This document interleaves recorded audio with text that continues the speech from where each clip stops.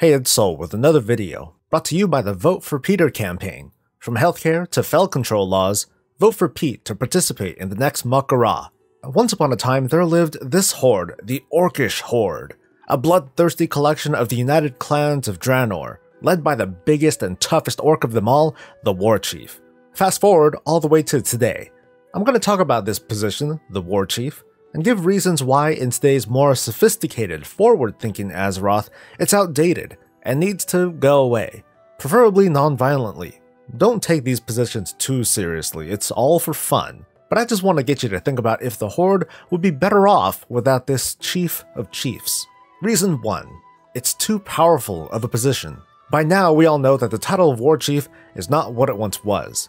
The origins of the Warchief come from orc culture, with the likes of Ogrim Doomhammer claiming this title to unite the orcish clans and wage war on Azeroth for a number of years.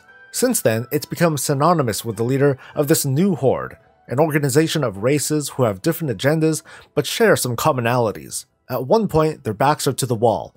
They faced near extinction, and the races aligned to the Alliance could not be called friend, at least not when considering race relationships as a whole. But as always, times change. A Warchief works in orc culture, but this horde is far more diverse than it once was. The word Warchief is no longer relevant in the context of the horde's general purpose, which is more like mutual survival and, on occasion, war.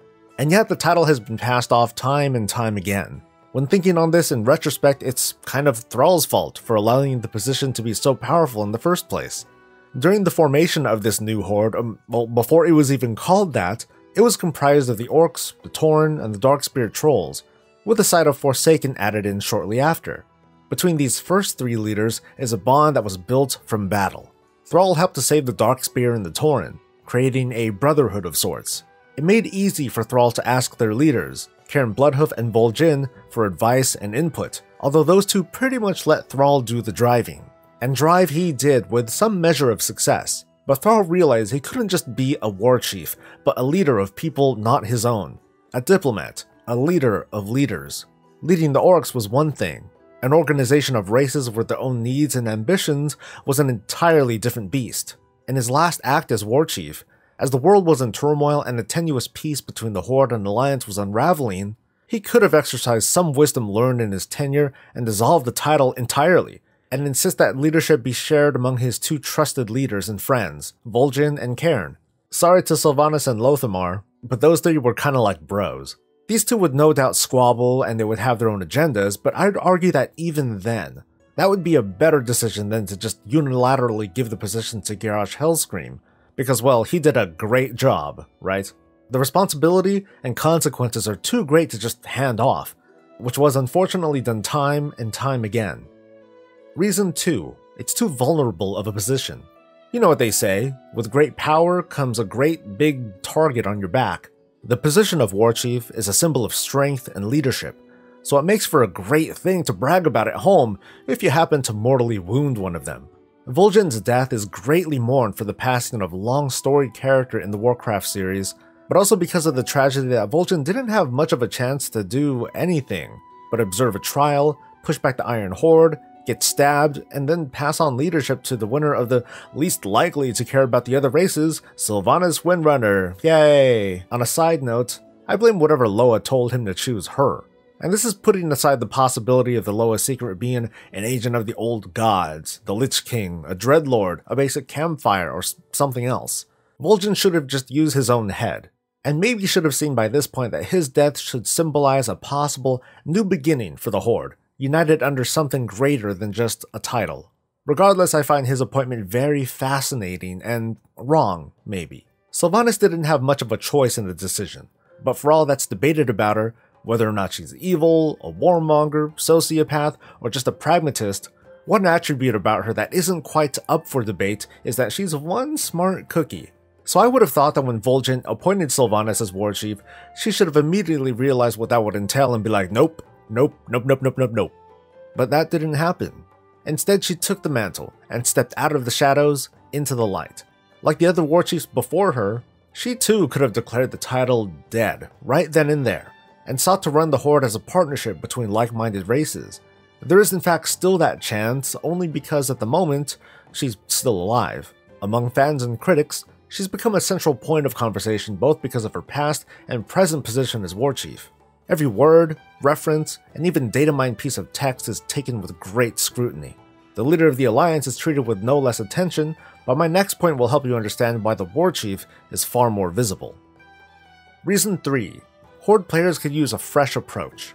It does kind of suck as a player to see Warchiefs being swapped around while Thrall seems to be the only one who is allowed to retire. It leaves us in a perpetual state of speculation, which has less to do with what Sylvanas will do as Warchief, but how long Sylvanas will last as one, especially because the fans have a pretty polarized opinion of her. It's not hard to notice the conversations going around talking about who will be the next Warchief already. Will Nathanos take the reins after Sylvanas is killed? Will Sourfang usurp the title in the name of honor? Will Thrall call backsies and make his return with even thicker eyebrows? Or will the Horde's secret Adonis woo its members into subjugation? The Alliance by comparison has had a more stable transition of power that, I admit, is no less violent but far less frequent. As dubious as it is to have the Boy King take the wheel instead of a more developed and experienced leader, as in almost anyone else, the Alliance has yet to produce a bigoted, hawkish leader. At least, one who is in charge of their entire armed forces. In a way, it's a bit more spicy to see the mantle of leadership change hands. After all, from the looks of things, Tehran might have to wait another 10,000 years before she's acknowledged by the world as a capable leader. So for the Alliance, there's not a lot of excitement to be had. But back to the Horde, if we as players perceive the Warchief title as something that only lasts for a few years before a really violent end, we're left with a cycle of waiting for who's going to have the noose wrapped around their neck next. It leaves us excited to see the possibility of a Goblin or a Blood Elf leadership, but anxious that their days would then be numbered. Instead, it would be great to see stable leadership at the top to get that feeling of boosted morale among the Horde ranks. Maybe because it's Sylvanas that critics are eager to get rid of her, will those same critics feel the same if the role was given to someone Vol'jin actually did trust? Like giving it back to Thrall? Or handing it to Bane, Sourfang, or, not him. Or could Vol'jin have, like Thrall could have, considered his observations at Thrall's side and his limited experience as Warchief, and have helped the Horde go down a better path? Reason 4. A council of leaders would do much better. If the Horde won't be run by a Warchief, what can happen that would make sense? Here's where we get to the possibilities of a revamped Horde organization. The Horde's members can still be autonomous, that is, independent when it comes to the general defense of their lands from minor threats, and would still deal with internal problems in their own way. Where players of World of Warcraft the game may think and act differently, there wouldn't be an official capital for the Horde. But given Orgrimmar's infrastructure and anemones, it would still be considered the main capital for players and that would continue to be reflected with the Horde Embassy.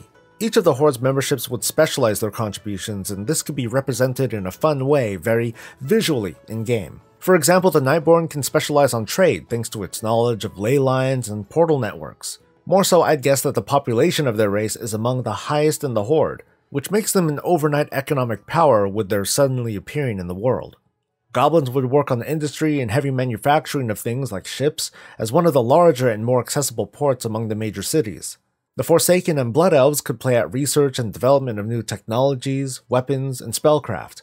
The Tauren of Mulgore and High Mountain provide food thanks to its rich lands.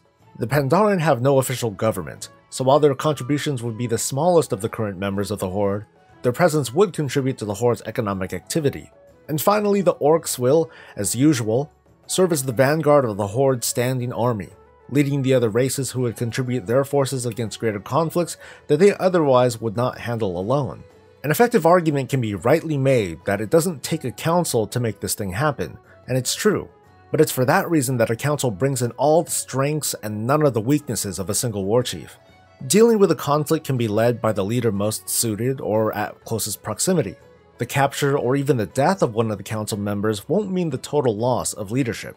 Not to say that there are no weaknesses to sharing leadership either. Ambitious leaders might not want a council and would prefer to lead the Horde themselves. With a council comes bureaucracy, politics, and disputes, even infighting. So the idea of a council isn't perfect, but in my opinion it's a step in the right direction. But what do you think? Should the Horde still be run by a single warchief? Is everything just fine? I'd love to see what you think in a comment below. As always, please like this video and subscribe for more of this and all things Warcraft. I'll see you in the next video. Until then, stay safe, stay happy, and stay breezy.